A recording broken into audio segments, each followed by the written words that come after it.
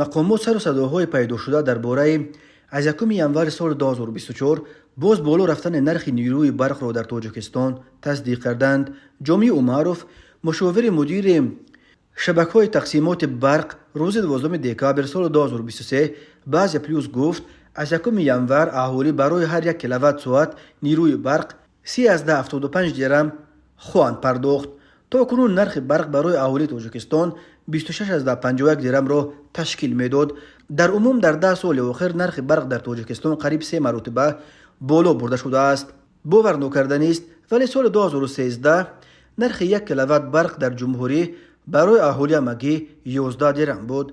ҷомӣ Умаров гуфт ки тарифҳои истифодаи барқ барои дигар категорияҳои истифодабарандагони барқ низ 16% боло бурда мешавад. дар Тоҷикистон 10 категорияи истифодабарандагони барқ вуҷуд дорад, аз ҷумла корхонаҳои саноатӣ, дастгоҳҳои обкашӣ, муассисаҳои маорифу тиббӣ, идораҳои буҷавӣ, чанд корхонаи саноатӣ ба мисли Талко ва корхонаи фулузоти марбут ба домоди президент Шамсулло Соҳибов низ ҳастанд, ки нирӯи барқ ба онҳо бо нархҳои пуримтиёз дода мешавад.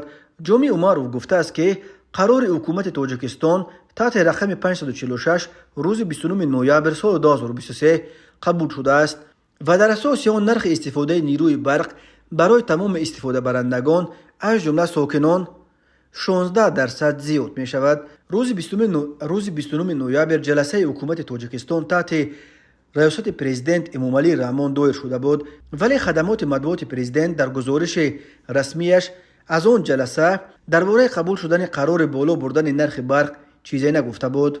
матни қарори рақами 546 то ҳол дар ягон ҷо нашр нашудааст, вале рӯзи 11 декабр дар фейсбук акси эълони шабакаҳои барқи Истарафшан нашр шуд, ки дар он аз сокинон хоҳиш карда мешавад, ки то 1 январи соли 2024 пули барқи истифодашударо бисупоранд, вагарна баъди соли нав пули барқашонро бо тарифи нав 3.75 дирам барои ҳар киловатт ҳисоб карда хоҳад шуд. мақомоти Тоҷикистон ҳар дафъа беъбуди вазъи молиявии ширкати барқи тоҷик ва дар оянда беҳтар кардани вазъи таъмини нирӯи барқ барои аҳолӣ ва корхонаҳоро далели боло бурдани нархи нирӯи барқ ном мебаранд, вале мутаассифона вазъи молиявии барқи тоҷик ҳеҷ не ки беъбуд биёбад.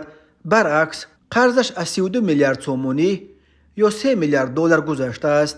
вазъи таъмини барқ низ дар Тоҷикистон ҳатто баъди ба кор дароварда шудани чархи нирӯгоҳи роғун чандон тағйир наёфт ва қарори рақами 546 дар рӯзҳое қабул шуд, ки Тоҷикистон имсол ба шадидтарин лимити барқ рӯбарӯ шудааст ва аксари аҳолии ин кишвар дар шабонарӯз амагӣ чанд соат барқ мегиранд. сокинони норозӣ мақомотро ба он айбдор мекунанд, ки дар ҳоле ки худи кишвар аз камбуди барқ танқисӣ мекашад, онро ба хориҷ ва асосан ба Афғонистон фурӯхта истодаанд.